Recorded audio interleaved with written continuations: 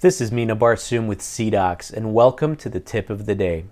Today I want to talk about designing abutments and going through a specific workflow to get really nice designs on your abutments. So oftentimes what happens when we get an initial proposal, we're going to have some irregularities at the emergence profile of the restoration, and a lot of users tend to focus on that area first. You'll go down there and start using your circular tool or your smooth tool, trying to build out that emergence. And what I'd like you to focus on instead is focusing on the clinical crown first. So if we start by designing an ideal clinical crown, meaning the marginal ridges are in the right position, meaning we correct for any of those undercut areas.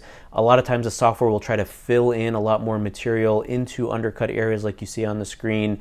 Let's go in and adjust that contour, get the emergence profile above the gingiva looking the way it should, get the contours of the clinical crown looking the way they should. Now when you go in and spend some time building that emergence profile, you won't be doing double work. So now I can go in with my circular tool, build it out, take my smooth tool, blend everything back in, and what you'll see here in very, very short time, I've designed a pretty ideal looking screw retained restoration.